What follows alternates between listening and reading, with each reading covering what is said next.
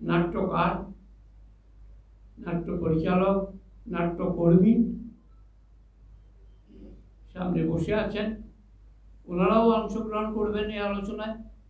এর ভেতর থেকেই একটা সুন্দর দিশা বেরিয়ে আসুক, এই আশা নিয়ে, এই প্রত্যাশা নিয়ে আপনাদেরকে আবার আন্তরিকভাবে মধ্যস্বর সাংস্কৃতিক সমিতির পক্ষ থেকে স্বাগত জানিয়ে, যদি কোনো আমাদের পক্ষ থেকে কোনো ত্রুটি বিচ্যুতি অনুভব করেন, আপনারা খোলা মনে সেটা বলবেন আমাদেরকে, আমরা নিজেদেরকে সংশোধন করব।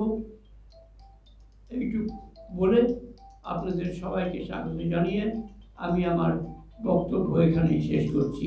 নমস্কার। তবে তার বক্তব্যের একটা অংশের সঙ্গে সহমত হতে পারলাম না। তিনি বলেছেন তারা নাটক নিয়ে কিছু করছেন না, কিন্তু আপনাদের জানিয়ে রাখি মধ্যস্বর সাংস্কৃতিক সমিতি এই গত পুজোর পরও 7 দিন ব্যাপী অনুষ্ঠান করেছেন এবং 7 দিনের 7 দিনই নাটক মঞ্চস্থ হয়েছে মধ্যস্বর সাংস্কৃতিক সমিতির অস্থায়ী মঞ্চে। তো এবং এখানে যে শুধু কৌতুক নাটক মঞ্চস্থ হয় তা না, অনেক সিরিয়াস বিষয় নিয়েও প্রতিনিয়ত নাটক মঞ্চস্থ হয়ে যাচ্ছে। হয়তো তারা নিজেরা পরিবেশন করতে পারছেন না, কিন্তু ধারাবাহিকভাবে নাট্য আন্দোলনকে একটা গতি দিতে তারা যথেষ্ট ভূমিকা রাখছে। যাই হোক, এবারে আমরা সরাসরি আমাদের সম্মেলনে প্রবেশ করতে চলেছি। আমরা আরো একবার স্বাগত জানাই যারা আমাদের প্রারম্ভিক বক্তব্যের পর এসে পৌঁছেছেন এবং আজকের নাটকের যে মূল থিম, আজকের আলোচনার যে মূল থিম, বরাকের নাটকে নবীনের প্রতিবন্ধকতা, প্রত্যাশা, আকাঙ্ক্ষা ও প্রত্যয়, মূলত এই সামগ্রিক বিষয়ের উপর বক্তব্য পেশ করার জন্য আমি নাটককার, নাট্য নির্দেশক তথা শিক্ষক ডক্টর ইন্দ্রনীল দেকে এখানে আসার অনুরোধ করছি।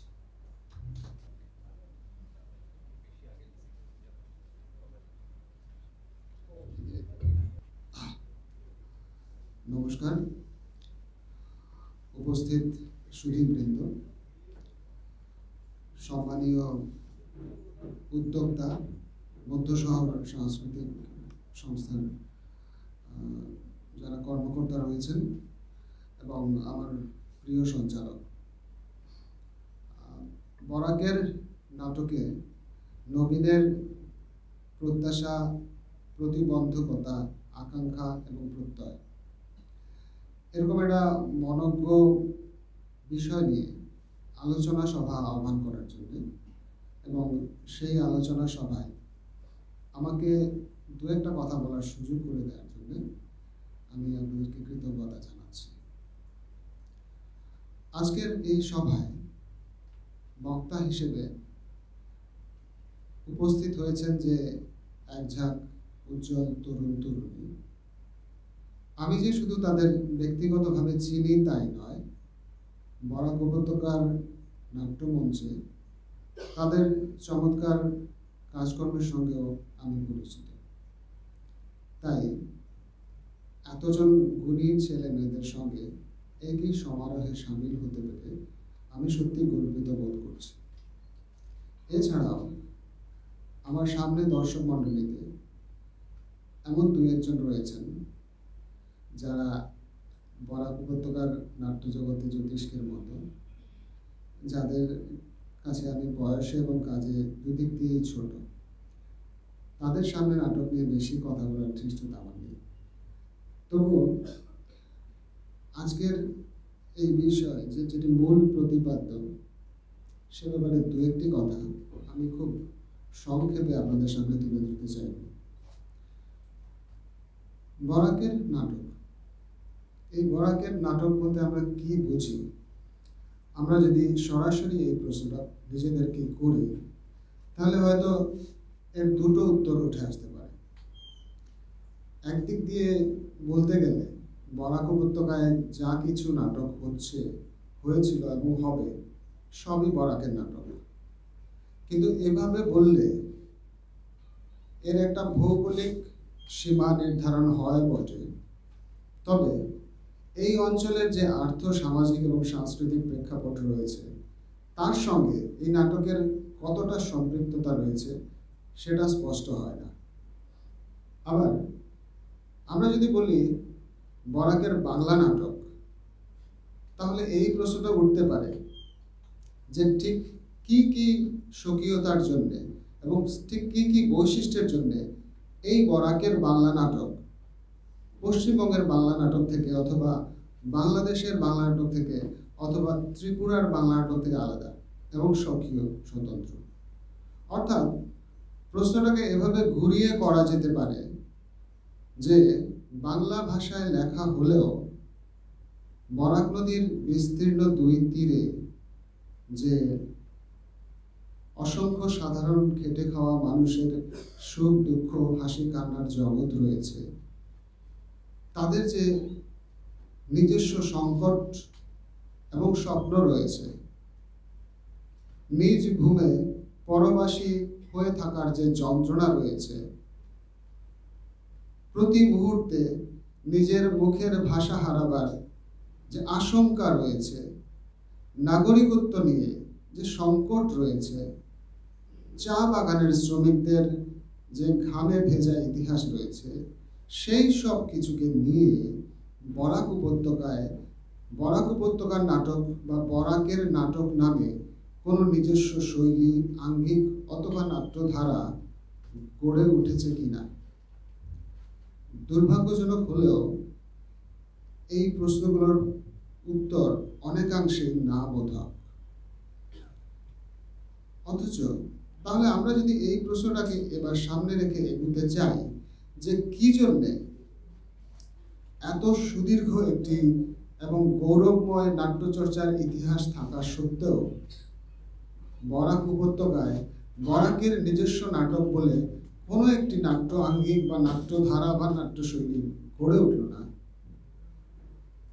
তাহলে অথচ আমরা তো জানি আমাদের প্রতিভার কোনো খামতি কোনো কালে ছিল না এবং নেই। পরিচালক বলুন, নাট্যকার বলুন, অভিনেতা অভিনেত্রী বলুন, সর্বভারতীয় স্তরের নাট্যজনেরা এই অঞ্চলে আগেও কাজ করে গেছেন, এখনো কাজ করছেন। যিশু চন্দ্র থেকে চিত্রভানু ভৌমিক, রথীন্দ্র সেন থেকে শেখর দেব রায়, চামেলি কর থেকে সুব্রত রায়, আমাদের তো সবই ছিল, সবই আছে। এমনকি সর্বোপরি আমাদের একটি 19ও ছিল। কিন্তু 19-এর মতো একটি ফেনোমেনন যাকে বলা যায় সেটি থাকা সত্ত্বেও আমাদের এখানে তাকে কেন্দ্র করে কোনো নাট্য আন্দোলন সেভাবে গড়ে উঠল না কেন?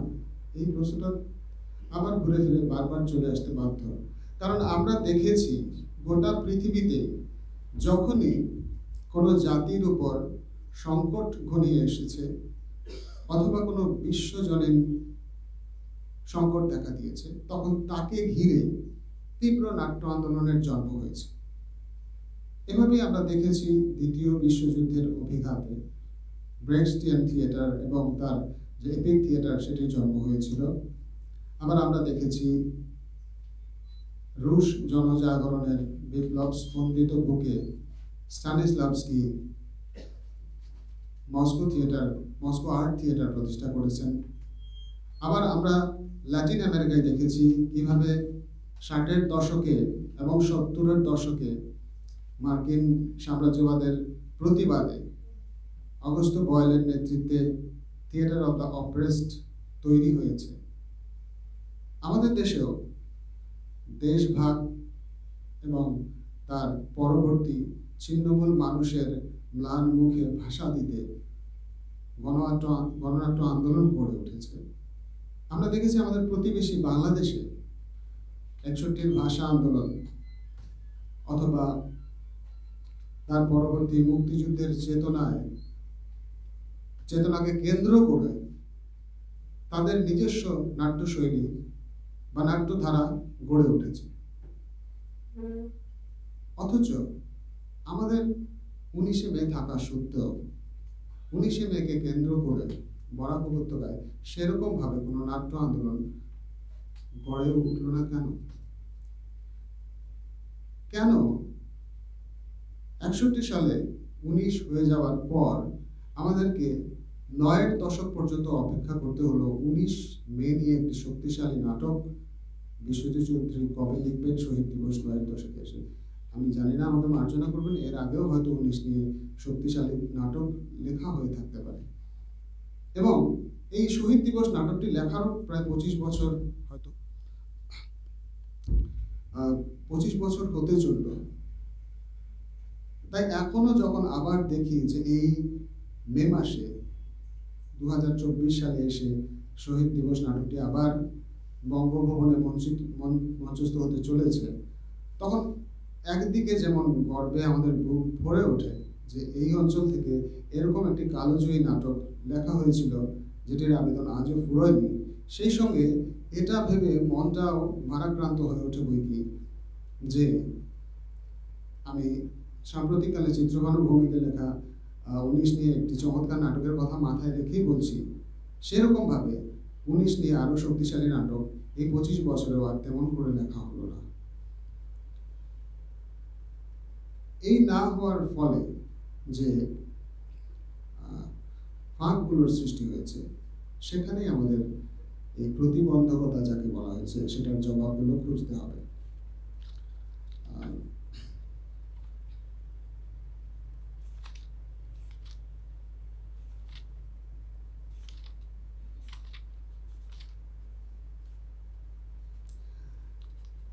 এই কথাগুলো আমি যে বলছি তার মানে কোনোভাবেই এটা নয় যে বরাক উপত্যকায় নাট্য চর্চার যে একটা গৌরবময় ঐতিহ্য রয়েছে আমি সেটাকে অস্বীকার করছি। আমি নতমস্তকে স্বীকার করছি যে আমাদের এখানে অনেক পুরনো এবং গৌরবময় এবং ঐতিহ্যশালী নাট্যচর্চার একটি ঐতিহ্য রয়েছে এবং এখানের নাটক বরাক উপত্যকার মাটির গন্ধ মাখা। এখানে চিত্রভানু ভৌমিক চমৎকার সব নাটক লিখেছেন। এখানে শেখর দেবরায়ের নাটকে স্থানীয় সমস্যার কথা উঠে এসেছে। এখানে চম্পা ভট্টাচার্যের নাটকে চা বাগানের সমস্যার কথা উঠে এসেছে। এখানে কোরাস মাটির কাছাকাছি থেকে নাটক করছে। এখানে অরিজিৎ আদিত্য এনআরসিনার নাটক লিখেছেন। কিন্তু তারপরেও এটা আমাদের স্বীকার করতেই হবে যে আমাদের 19 নিয়ে আমাদের যে 19কে আমরা বলি আমরা 19-এর চেতনার সন্তান, কিন্তু 19-এর চেতনার সন্তান যদি আমরা হতাম তাহলে সাম্প্রতিককালে এনআরসি নিয়ে যে সংকট আমাদের জীবনে ঘনিয়ে এসেছে বরাক উপত্যকার সর্বস্তরের মানুষের জীবনে, এবং যেটি আসলে 61-এর মাসিক আগ্রাসনের আরেকটা সম্প্রসারিত রূপ, সেটিও কিন্তু আমাদের নাট্য আন্দোলনের পালে তেমন করে হাওয়া লাগাতে পারল না। তাহলে এই প্রশ্নগুলো রাখাই যায়, তাহলে কোথাও কি আমাদের নাটক জনবিচ্ছিন্ন হয়ে পড়ছে? কোথাও কি প্রেক্ষাগৃহে দর্শক টানাটা আমাদের কাছে আমাদের সামাজিক দায়বদ্ধতা থেকে বড় হয়ে উঠছে? কারণ এই সমস্যাগুলো কিন্তু শুধু আমাদের বরাকের নাটকের নয়, ঢাকা থেকে কলকাতা হয়ে, প্যারিস থেকে নিউ ইয়র্ক হয়ে সবখানেই এই সমস্যা। এখন মূল সমস্যা, নাটকের মূল সমস্যা এটাই। নাটক চিরকালই, সিরিয়াস নাটক চিরকালই এটা ওয়াজ এ মাইনরিটি বিজনেস। কিন্তু দেখুন, বিশ্বায়নের যে অর্থনীতি, খোলা অর্থনীতি, সেটা তার স্বাভাবিক নিয়মেই নাটককে আর 4-5টা পণ্যের মতো একটা কমোডিটিতে পরিণত করতে চাইছে, এবং তার সঙ্গে তাল মিলিয়ে সরকারি যে রাষ্ট্রযন্ত্র, সেটি তার আমলাতন্ত্র নির্ভর যে সাংস্কৃতিক দপ্তরগুলো আছে সেটির মাধ্যমে, বিভিন্ন অনুদানের মাধ্যমে, হয়তো গ্রান্টের মাধ্যমে নাট্যদলগুলোকে আরামপ্রিয়, আয়েসী এবং ছাপোষা করে তুলতে চাইছে। আমি আমার স্বকর্ণে একজন তথাকথিত নাট্য প্রশিক্ষক, যিনি এনএসডি থেকে পাস না করলেও তিনি এনএসডি ট্রেন বলেন, তাকে ছোট ছোট বাচ্চাদেরকে আমি স্বকর্ণে বলতে শুনেছি সারাদিনের প্রশিক্ষণের পরে, তিনি তাদেরকে উদ্বুদ্ধ করার জন্য বলছেন তোমরা কেন নাটকে আসবে। তিনি বলছেন, তোমরা জানো আমাকে নাটক কি দিয়েছে? আজকে আমি সরকারের টাকায় প্লেনে চড়ে নাটক করতে যাই, সরকার আমাকে হোটেলে পয়সা দিয়ে আমাদের দলকে রাখে, আমাদের 1 টাকাও খরচা করতে হয় না। এই যদি একজন সিনিয়র নাট্যকর্মীর উপলব্ধি হয়, এটি যদি তার অহংকার হয় এবং সেটি যদি তিনি প্রথিত করতে চাইছেন আগামী প্রজন্মের কাছে, তাহলে আমরা বুঝতে পারি যে কিভাবে খুব সযত্নে এবং খুব নিঃশব্দে প্রতিবাদের বিষ দাঁতগুলো উপড়ে ফেলার চেষ্টা চলছে। অথচ দেখুন, এই যে সর্বগ্রাসী এবং সর্বব্যাপী যে বিশ্বায়নের যে গ্রাস, এই গ্রাসের আড়ালে দাঁড়িয়ে সাধারণ দর্শক কিন্তু বোঝার সুযোগই পাচ্ছে না যে গোটা ব্যাপারটা থেকে দায়বদ্ধতাটা কেন ধীরে ধীরে সরে যাচ্ছে, কেন এই আগের প্রজন্মেও যারা ভারতবর্ষের মেইন স্ট্রিম অভিনয় জগতের শিল্প জগতের যারা পুরোধা ছিলেন, যেমন নাসিরুদ্দিন শাহ বলুন, ওম পুরী বলুন, শাবানা আজমি বলুন, স্মিতা পাতিল বলুন, তারা বাণিজ্যিক ছবির পাশাপাশি চিরটা জীবন মঞ্চ দাপিয়ে অভিনয় করেছেন, কারণ তাদের মঞ্চের কাছে তাদের যে কমিটমেন্ট, সামাজিক যে দায়বদ্ধতা, সেটা কখনো ফুরোয়নি। কিন্তু এখনের প্রজন্মে আমরা দেখতে পাচ্ছি সেই সব, আমি যেসব অভিনেতাদের নাম বললাম, সেই সব অভিনেতাদের যারা পরবর্তী প্রজন্ম, আমি 2 জনের নামও নিতে পারি, যেমন মনোজ বাজপেয়ী অথবা পঙ্কজ ত্রিপাঠী, তারা ভারতীয় জাতীয় নাট্যশালা থেকে শিক্ষিত হয়ে এসে পেটের দায়ে নাকি সস্তা জনপ্রিয়তার দায়ে মঞ্চ থেকে দূরে, তারা কিন্তু মঞ্চ অভিনয়ের জন্যই শিক্ষাটা নিয়েছিলেন, কিন্তু তারা মঞ্চ থেকে দূরে মির্জাপুর বা দ্য ফ্যামিলি ম্যানের মতো কিছু মধ্যমেধার বাণিজ্যিক বেনজলে ঘুরপাক খাচ্ছেন। কেন? কারণটা সেই গ্লোবালাইজেশন, সেই বিশ্বাস, সেই পণ্যায়ন। কিন্তু এটা একটা ব্ল্যাক হোলের মতো, এখানে মেধাকে শুষে নিচ্ছে বাণিজ্য। অথচ দেখুন, প্রতিবাদ এবং দায়বদ্ধতা থেকে নাটককে আলাদা করা যাবে না। নাটকের জন্মই হয়েছিল প্রতিবাদ থেকে। এখানে নাটক সিনেমা থেকে আলাদা। সিনেমা মূলত একটি বিনোদন মাধ্যম হিসেবে শুরু হয়ে তারপর সেটিতে ধীরে ধীরে সামাজিক দায়বদ্ধতা পৃথিত হয়েছে। কিন্তু নাটকের গল্প অন্য। আমাকে যদি আপনারা জিজ্ঞেস করেন যে ভারতবর্ষের প্রথম ডকুমেন্টেড নাটকীয় মুহূর্ত কোনটা, আমি বলবো সেটা বাল্মীকির সেই শ্লোক, মা নিষাদ প্রতিষ্ঠা তামাগম যৎ ক্রঞ্চ মিথুনম একমবধি সাকৃতি সমা। তো এই যে একটা মুহূর্ত তৈরি হচ্ছে, দুটি পাখি ভালোবাসায় মগ্ন, একটি নিষাদ অথবা ব্যাধ তীর হাতে এগিয়ে আসছে, সে তীরটা ছুড়ে দিচ্ছে, একটা পাখি মারা যাচ্ছে, একজন দস্যুর বুকে তা দেখে করুণা ধারা জেগে উঠছে এবং সে প্রতিবাদ করছে, বলছে না, মেরো না। এটাই নাট্য মুহূর্ত, এটাই প্রথম আদি নাট্য মুহূর্ত এবং এটাই প্রথম প্রতিবাদ। এবং এই যে প্রতিবাদ, এটা ভারতীয় নাটককে তার শুরুর সময় থেকে সারা বিশ্বে অনন্য করে তুলেছে। এখানে আমার থেকে অনেক জ্ঞানী ইংরেজি সাহিত্যের অধ্যাপক আমার অগ্রজ দীপেন্দু স্যার আছেন, তিনি খুব ভালো করে জানেন। আমি এ বিষয়ে তার সামনে কথা বলতেও ধৃষ্টতা বোধ করছি। এখানে ভারতীয় নাটকের সঙ্গে ইউরোপিয়ান নাটকের একটা মূলগত তফাৎ আছে।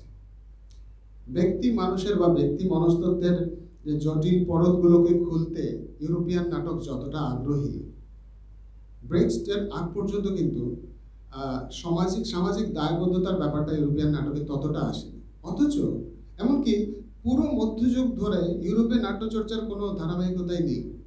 গ্রিক রোমান সাম্রাজ্যের পতনের পর যে ধারাবাহিকতাটা ছিন্ন হয়ে গেছিল, সেটি আবার জেগে উঠেছে সেই রেনেসার সময়ে এসে। অথচ এই গোটা মধ্যযুগ জুড়ে 2000 বছর যখন ইউরোপে কোনো নাট্যচর্চা, প্রায় 2000 বছর, ধরুন 1500 বছর, যখন ইউরোপে কোনো নাট্যচর্চাই হচ্ছে না, তখন আমাদের দেশে সংস্কৃত নাট্যচর্চার একটা ধারাবাহিক ইতিহাস আছে।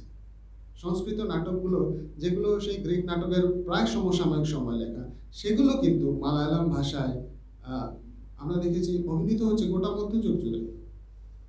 একটা কেরালার একটা ফর্ম আছে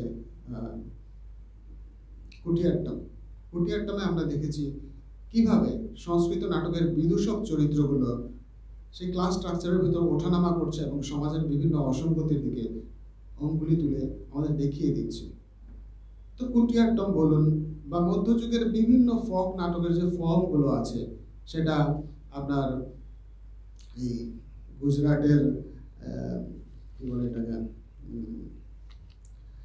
ভাওয়াই হতে পারে, বা আপনার মহারাষ্ট্রের তামাশা হতে পারে, বা রৌরকেল্লার ছৌ হতে পারে, অথবা আমাদের বাংলার যাত্রা হতে পারে। এখানে বারবার আমরা দেখেছি নাটক তার কাঁধে তুলে নিয়েছে সামাজিক দায়বদ্ধতাকে। নাটক তার বুকের পাঁজর জ্বালিয়ে নিয়ে অন্ধকারে একলা চলার কথা বলেছে। কিন্তু আমরা বিস্ময়ের সঙ্গে লক্ষ্য করলাম যে যখন ইংরেজরা আমাদের দেশে এলেন, তখন একটা আশ্চর্য ঘটনা ঘটল। গোটা সেই গ্রিক ইনভেশনের সময় থেকে, সেই দিল্লির সুলতানাত থেকে শুরু করে মোগল সাম্রাজ্য অবধি যে ধারাবাহিকতায় ছেদ পড়েনি ভারতীয় নাট্যচর্চার সেই দায়বদ্ধতা, সেই চর্চা, সেটা প্রথমবার এসে সেখানে বাণিজ্যকরণের ছোঁয়া লাগলো কলোনিয়াল পিরিয়ডে। কারণ ইংরেজরা যখন এলেন, তারা আমাদের নাটকে সম্পৃক্ত করলেন, যে কারণ ততদিনে ওখানে নাটক একটা বাণিজ্য হিসাবে এবং ইন্ডাস্ট্রি হিসাবে প্রতিষ্ঠিত হয়ে গেছে, এবং সেই সঙ্গে তারা নিয়ে এলেন তাদের ভিক্টোরিয়ান মরালিটি, এবং আমাদের যে লোকনাটকগুলো সেগুলোকে অশ্লীলতার দায়ে, অভব্যতার দায়ে অভিযুক্ত করা হলো, এবং যত্রতত্র সেগুলোকে শুদ্ধিকরণের নামে সেখানে কাঁচি চালানো হতে লাগলো। আমরা গোটা কলোনিয়াল পিরিয়ড জুড়ে দেখেছি কিভাবে মহারাষ্ট্রের লাউনি বলুন, বা আমাদের দক্ষিণ ভারতের মোহিনী আট্টম বলুন, অথবা সেই ভাবাই বলুন গুজরাটের, এগুলোকে অশ্লীল বলা, যাত্রাকে অশ্লীল বলা হয়েছে, এগুলোকে ব্রাত্যজনের নাটক বলে চিহ্নিত করা হয়েছে। কিন্তু ব্রিটিশরা চলে যাওয়ার পর, ইংরেজরা চলে যাওয়ার পর আমাদের এই ফক ফর্মগুলো কিন্তু আবার স্বমহিমায় আমরা প্রতিষ্ঠিত হতে দেখেছি। 60-এর দশকে এবং 70-এর দশক জুড়ে আমরা দেখেছি কিছু অত্যন্ত শক্তিশালী ভারতীয় নাট্য পরিচালকরা এই ফক ফর্মগুলোকে ব্যবহার করেছেন তাদের নাটকে, এবং অসামান্য সব নাটক প্রযোজনা করে ভারতীয় নাট্য আন্দোলনকে একটা নিজস্ব চেহারা দিয়েছেন। এখানে আমরা কয়েকটা নাম উল্লেখ করতে পারি, যেমন ধরুন গিরিশ কার্নাড ইয়াক্ষগানা, যেটা কর্ণাটকের ফক থিয়েটার ফর্ম, সেটাকে ইউজ করেছেন। সেখানে বিজয় তেন্ডুলকর মহারাষ্ট্রের লাউনি বা তামাশাকে ইউজ করেছেন। হাবিব তানভীর, তিনি ছত্তিশগড়ের নাচকে ইউজ করেছেন। রতন থিয়াম মণিপুরের পুংচলম অথবা থাংতা, এগুলোকে ইউজ করেছেন। এবং আমাদের বাদল সরকার, তিনি তো যাত্রা থেকে অনুপ্রাণিত হয়ে নাটকের সমস্ত ফর্মকে ভেঙে দিয়েই নতুন করে নাটককে মানুষের কাছে নিয়ে গেছেন। এই যে নাটকের যে স্বর্ণের যুগটা 70 এবং 80-এর দশক অব্দি এসে, এর চূড়ান্ত কালমিনেশন আমরা দেখতে পাচ্ছি সফদার হাসমির শাহাদাতে। সফদার হাসমি, তিনি ছিলেন এই স্বর্ণযুগের সন্তান। এই যে প্রতিবাদ মুখর নাটক, এই যে সামাজিক দায়বদ্ধ নাটক, তার চূড়ান্ত কালমিনেশন হচ্ছেন সফদার হাসমি। সফদার হাসমির মৃত্যু অথবা সফদার হাসমিকে যে হত্যা করা হয়েছিল, সেটি আমাদেরকে চোখে আঙুল দিয়ে দেখিয়ে দিয়েছিল নাটক কতটা শক্তিশালী মাধ্যম, নাটককে শাসক কতটা ভয় পেতে পারে। কিন্তু আমরা অবাক হয়ে দেখলাম সফদার হাসমির মৃত্যুর পর ভারতীয় নাট্য আন্দোলনে যে গতির সঞ্চার হওয়ার কথা ছিল, সেটি হলো না। সফদারের মৃত্যুর দুদিন পর জননাট্য মঞ্চ, তার দল, সেই বধ্যভূমিতে গিয়ে আবার সফদারের অসমাপ্ত সেই পারফরমেন্সটি পুরো করেছিল। কয়েকদিন পর শাবানা আজমি আন্তর্জাতিক চলচ্চিত্র উৎসবের উদ্বোধনী মঞ্চ থেকে প্রতিবাদ করেছিলেন। কিন্তু এইটুকুই, জনম অথবা জননাট্য মঞ্চ আজও সফদারের আলোকবর্তিকা হাতে নিয়ে চলেছে। কিন্তু আমি আবারও বলছি, ঠিক যেভাবে 19শে মে আমাদের আমাদের ব্যর্থতার জন্যই হয়তো বরাক উপত্যকায় সেভাবে কোনো তীব্র গণ আন্দোলন অথবা নাট্য আন্দোলনের জন্ম দিতে পারেনি। ঠিক সেভাবেই সফদরের মৃত্যুর পরও আমরা যতটা আশা করেছিলাম, আমরা তখন বয়সে তরুণ, আমরা আশা করেছিলাম এরপর ভারতবর্ষে নাটক একটা অত্যন্ত শক্তিশালী মাধ্যম হয়ে উঠে আসবে। একজন নাট্যকার, নাট্য পরিচালক, অভিনেতা নাটক করতে করতে প্রাণ দিচ্ছেন, তাকে হত্যা করা হচ্ছে, তিনি শহীদ হচ্ছেন। এর থেকে বড় অনুপ্রেরণা দেশের নাট্যকর্মীদের জন্য আর কি হতে পারে? কিন্তু সেভাবে হলো না, কারণ তখন বিশ্বায়ন এসে ভারতবর্ষের দোরগোড়ায় কড়া নাড়ছে। 1979 সনে সাফদার শহীদ হলেন। 92 সন আসতে আসতে ভারতে খোলা অর্থনীতি এসে আছড়ে পড়ল। খোলা অর্থনীতি এসে আছড়ে পড়ল, আর আমরা দর্শকরা, শিল্পীরা, আমরা সবাই আস্তে আস্তে চ্যানেলের সমুদ্রে ডুবে গেলাম। আর বাকিটা বছরে 30 বার সামাজিক দ্রব্যতা আর 7 বছরের অশ্রুমোচন। তো এই সাংস্কৃতিক অশ্রুমোচন করতে করতে আমরা এমন একটা সময় এসে দাঁড়িয়েছি যখন 19, 21 এসব কিছুই আর এই প্রজন্মকে তীব্র নাট্য আন্দোলন করতে অথবা সংস্কৃতিকে একটি প্রতিবাদের হাতিয়ার হিসেবে ভাবতে উদ্বুদ্ধ করছে না।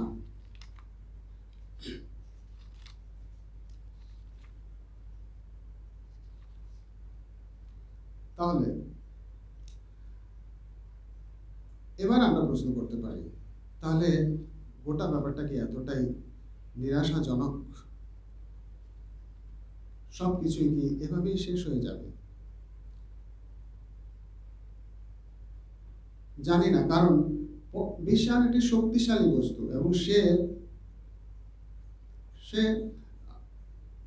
অলরেডি সে সংস্কৃতি এবং নাটককে এভাবে গ্রাস করে ফেলেছে, যেটা আমাদের বরাক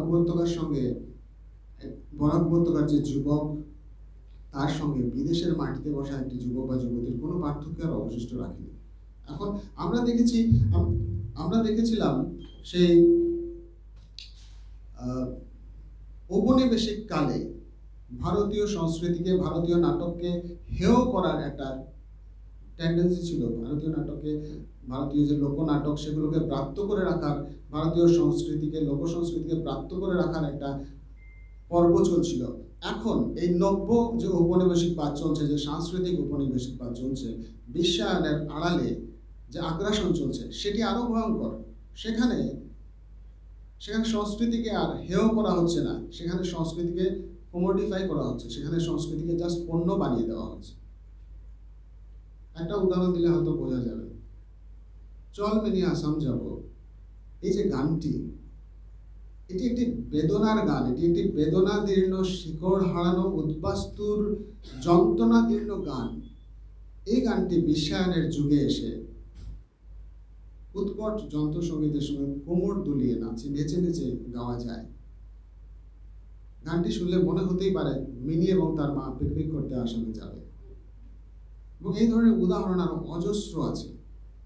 এবং এই ধরনের উদাহরণের ফলেই আমি যে একটু আগে বলেছিলাম যে নাটক পণ্য হয়ে গেছে। ভারতের শ্রেষ্ঠ নাট্যশালা থেকে যারা ব্রেক্সট এবং ইবসেনের দীক্ষা নিয়ে বেরুচ্ছেন, তারা চাইলেই নাটক করতে পারেন, তাদের এতটাও পেটের দায় নেই। কিন্তু তারা পেটের দায়ের কথা বলেন, আসলে ব্যাপারটা সস্তা জনপ্রিয়তার। সেই জন্যই তাদেরকে মির্জাপুরের গলিতে ঘুরপাক খেতে দেখা যায়। এতটা নিরাশার কথা বলেও আসলে ঘটনাটা কিন্তু এতটা নিরাশাব্যঞ্জক নয়। তাহলে আশা কোথায়? আশা আছে। ঠিক যেমন সব টানেলের শেষ প্রান্তে আলোর ইশারা থাকে, ঠিক যেমন সব পুঞ্জীবিত মেঘের আলে সূর্য হাসে, ঠিক তেমনি আমাদের আশা আর কেউ নয়। আমাদের আশা আজকের সভায় বক্তা হয়ে যারা এসেছেন, সেই এক ঝাঁক উজ্জ্বল তরুণ তরুণী। আমাদের আশা আপনারা, আমাদের আশা আজকের সঞ্চালক সায়ন বিশ্বাসও। আপনাদের উপর আমাদের অনেক আশা, কারণ আপনারা নবীন হলেও আপনারা মির্জাপুরের বাসিন্দা নন। আমরা নিশ্চিত আপনারা বিভূতিভূষণের নিশ্চিন্তপুরের বাসিন্দা। আপনাদের কাছে আমাদের আশা আকাঙ্ক্ষা অনেক। আমরা চাই আজকের আলোচনা সভায় আপনারা যখন কথা বলবেন, আপনারা যখন বরাকের নাটক নিয়ে কথা বলবেন, নাটকের বিভিন্ন দিক নিয়ে কথা বলবেন, সেখান থেকে যেন বরাকের নাটক কি হতে পারে, বরাকের নাটকের নিজস্বতা, নিজস্ব আঙ্গিক কিভাবে গড়ে উঠতে পারে, সেদিকেও দিক নির্দেশ হয়। এবং আজকের যে প্রজন্ম, আপনাদের পরের যে প্রজন্ম, সেই বিষণ্ণ এবং সেই নিরাশ যে নবীনের কথা আজকের এখানে বলা হয়েছে, যে নবীনের যে প্রত্যাশা এবং প্রতিবন্ধকতা এই সময়, প্রতিবন্ধকতায় বিশ্বাস, প্রতিবন্ধকতা এই বিষণ্ণতা যেটি তাকে গ্রাস করেছে, সে মোবাইলে মুখ গুজে পড়ে আছে। তাকে বলতে হবে সবকিছু শেষ হয়ে যায়নি। কারণ আমি যে এতগুলো না বোধক কথাবার্তা বললাম, তারপর যদি দু একটা কথা না বলি তাহলে হয়তো ব্যাপারটা অসম্পূর্ণ থাকবে। তাই আমি ছোট্ট করে দু একটি দলের কথা বলে আমার বক্তব্য শেষ করব। দেখুন, একদিকে যেমন বিশ্বায়ন নাটককে পণ্য করে তুলতে চাইছে, নাটককে একটা নিছক বিনোদনের মাধ্যম করে তুলতে চাইছে, ঠিক অন্যদিকে একটা প্রতিরোধও চলছে। দু একটা প্রতিরোধের গল্প আপনাদেরকে শোনাই। জেরুজালেমে, আপনারা সবাই জানেন জেরুজালেম একটি যুদ্ধ দীর্ণ এলাকা, সেখানে অনেকগুলো রিফিউজি ক্যাম্প আছে, প্যালেস্টাইন রিফিউজি ক্যাম্পও আছে। সেখানে একটা রিফিউজি ক্যাম্প আছে আল তাহিদা, সেখানে একটা নাট্যদল গড়ে উঠেছে। রিফিউজি ক্যাম্প মানে বন্দিশালা, এটা বিশাল একটা এরিয়া, সেখানে কাঁটাতার দিয়ে ঘেরা, বাইরে ইসরায়েলি সোলজাররা হাইলি আর্ম, তারা অস্ত্রশস্ত্র নিয়ে ঘুরে বেড়াচ্ছে। তার ভেতরে একটি নাট্যদল আল আমাকে তারা গড়ে তুলেছে। আপনারা হয়তো ভাবতে পারেন যে একটি বন্দিশালার ভেতরে একটা রিফিউজি ক্যাম্প, যাকে ডিটেনশন ক্যাম্পও বলা যায়, সেখানে কারা নাটক করছে, কি বা নাটক করছে, কি করে বা কার কাছে তাদের বক্তব্য পৌঁছে দিয়েছে, তারা করছে কি? কাঁটাতারের বাইরে যে অস্ত্রশস্ত্র হাতে যে সৈনিকরা দাঁড়িয়ে আছে, সেই সৈনিকদের সামনে গিয়ে কাঁটাতারের ওপার থেকে নাটক করছে, তাদের প্রতিবাদের কথা বলছে। সৈনিকদের ডিউটি আছে, ওরা ওখান থেকে সরতে পারবে না, তাদেরকে বাধ্য করা হচ্ছে। দেখো আমাদের নাটক, বন্দি করে রেখেও তাদের কণ্ঠস্বরকে চেপে রাখা যাচ্ছে না। এই যখন প্যালেস্টাইনে হচ্ছে, জেরুজালেমে হচ্ছে, নিউ ইয়র্কে কিছু তরুণী একটা দল গড়ে তুলেছে। তাদের দলের নাম সার্ভাইলেন্স ক্যামেরা প্লেয়ার্স।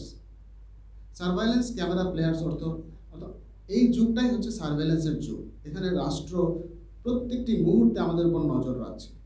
তার বিভিন্ন অ্যাপারেটাস আছে নজর রাখবার, সেটা আধার কার্ড হতে পারে, আপনার কোনো একটা নাম্বার হতে পারে, অনেক কিছু। আপনারা সবাই জানেন কি কি যন্ত্র ব্যবহার করে রাষ্ট্র আমাদের উপর খবরদারি করে। তার মধ্যে একটা হচ্ছে সার্ভাইলেন্স ক্যামেরা, সিসিটিভি ক্যামেরা। সর্বত্র যেখানে দরকার নেই সেখানেও সরকার সিসিটিভি ক্যামেরা বসাতে খুব আগ্রহী। সেটা আমাদের দেশের সরকার দিয়ে না, সারা বিশ্বে। কারণ এভাবেই নাগরিকদের উপর নজরদারি করা যায়, যেটা আপনার দ্য বিগ ব্রাদারে বলা হয়েছিল। তো এই যে দ্য সার্ভাইলেন্স ক্যামেরা প্লেয়ার, যে আমেরিকান তরুণদের যে নাট্যদল, তারা কি করছে? তারা সেই সার্ভাইলেন্স ক্যামেরাগুলোকে ইউজ করছে। তারা ওই ক্যামেরার সামনে দাঁড়িয়ে ক্যামেরার দিকে তাকিয়ে নাটক করছে। অর্থাৎ তারা রাষ্ট্রের যে যন্ত্র, সেটাকে প্রত্যাখ্যান করে, সেটাকে ব্যবহার করে রাষ্ট্রকে চ্যালেঞ্জ ছুড়ে দিচ্ছে যে তোমরা দেখতে হবে আমাদের নাটক। কারণ এই সার্ভাইলেন্স ক্যামেরাগুলো মনিটরিং করা হচ্ছে এবং রাষ্ট্র মনিটর করছে। তো রাষ্ট্রকে ফোর্সড অডিয়েন্স বানানো হচ্ছে। ঠিক আছে, তোমরা আমাদের উপর সার্ভাইলেন্স করতে চাও, তাহলে তোমরা এখন দেখো আমাদের নাটক, তোমরা দেখতে বাধ্য। এইভাবে প্রতিবাদের নাটকও উঠে আসছে আমাদের দেশেও, শুধু বিদেশে নয়, আমাদের দেশেও। যেমন ধরুন, ওয়েস্ট বেঙ্গলে একটা জনসংস্কৃতি বলে একটা দল আছে। এই দলের নাম হয়তো কলকাতার বড় বড় প্রেক্ষাগৃহে শুনতে পাওয়া যায় না, কিন্তু এরা সারা ভারতের গ্রামাঞ্চলে, অগস্ত্য বয়েলের থিয়েটারের কথা বলছিলাম, সেখানে থিয়েটার অফ দ্য অপ্রেসড একটা ফোরাম থিয়েটার বলে ব্যাপার আছে। ফোরাম থিয়েটারে কি হয়, আপনারা যারা জানেন তারা তো নিশ্চয়ই জানেন। ফোরাম থিয়েটারে দর্শকদের অজান্তে দর্শকদেরকে শুধু নাটকের পার্ট করে নেওয়া হয় না, নাটকের গঠনের ভেতর ঢুকিয়ে দেওয়া। অর্থাৎ দর্শককে বলা হয় আপনারা যে কোনো সময় আমাদের নাটক থামিয়ে দেবেন, কোনো দৃশ্য পছন্দ না হলে বলবেন, তারপর আপনারা বলবেন এই দৃশ্যটা কিভাবে এগোতে পারে। এবং সমস্যাগুলো যেহেতু এই স্পেসিফিক দর্শকদের জীবন থেকেই নেওয়া হয়, যেমন ধরুন আজকে 5 গ্রামের যে বন্ধ কারখানাটি আছে সেখানে গিয়ে সেই বন্ধ কারখানার শ্রমিকদের সামনে যদি ফোরাম থিয়েটার করা হয়, তাহলে নাটকের সময় তাদেরকে বলা হবে আমরা আপনাদের সমস্যা নিয়ে এই নাটকটা করছি, কিন্তু নাটকটাকে যে কোনো মুহূর্তে থামিয়ে আপনারা বলবেন যে না এই দৃশ্যটা এভাবে না ভাই ওভাবে করো। এইভাবে দর্শককে নাটকের গঠন প্রক্রিয়ার ভেতরে সামিল করে তাদের ভেতরে প্রতিরোধী চেতনার জন্ম দেওয়া হচ্ছে, এগুলোও হচ্ছে। তো এগুলোর খবর দিতে হবে আপনাদের উপর। আপনারা যারা আজকে শ্রোতা, আপনারা যারা আজকে এখানে বক্তা, আপনারা চমৎকার সব কাজ করছেন। এবং আমি বলছি না এটা প্রসেনিয়ামের বাইরে গিয়ে করতে হবে, এটা মঞ্চনা যে ধরনের নাটক করছেন, যিনি কোরাস থেকে এসছেন তিনি তার মতো করে ভাববেন, যিনি আজকের প্রজন্ম থেকে আসছেন তিনি তার মতো করে ভাববেন। কিন্তু সবাই এটা ভাবুন যে নাটককে কিভাবে মানুষের আরো কাছাকাছি নিয়ে যাওয়া যায়, নাটককে কিভাবে একটি পণ্য হওয়া থেকে রক্ষা করা যায়। কারণ নাটক বড় অসহায়, নাটকের আমরা ছাড়া আর কেউ নেই। আমরা যদি নাটককে বিক্রি করে দেই তাহলে তো নাটক যাবে কোথায় বলুন? আর শুধু নাটক নিয়ে ভাবলে হবে না। আমি বলছিলাম সেই নবীনের কথা, সেই নবীনের কথাও ভাবতে হবে বই কি। সেই নবীনকে জানাতে হবে যে মির্জাপুরের বাইরেও নিশ্চিন্দেপুর আছে, আর পাবজি প্লেয়ার হওয়া সব নয়, সার্ভেলেন্স ক্যামেরা প্লেয়ারও হওয়া যায়। আপনারা সেই একলা হয়ে যাওয়া, সেই মানসিকভাবে ডিপ্রেশনে ভুগতে থাকা আজকের প্রজন্মের যে তরুণ, যে নবীন এবং যে নবীনা, তাদেরকে নাটকের এই পজিটিভ সাইডগুলোর খবর দেবেন, আপনাদের নাটকে তাদেরকে সামিল করে নেবেন, এই আশাটুকু রাখছি। এবং আশা রাখছি আমাদের সবার মুক্তি হবে আলোয় আলোয়। বরাকের নাট্য আন্দোলনে আপনাদের যোগদানের মাধ্যমে একটি নাট্য ভাষা, এক নাট্য শৈলী গড়ে উঠবে চড়াই গতি।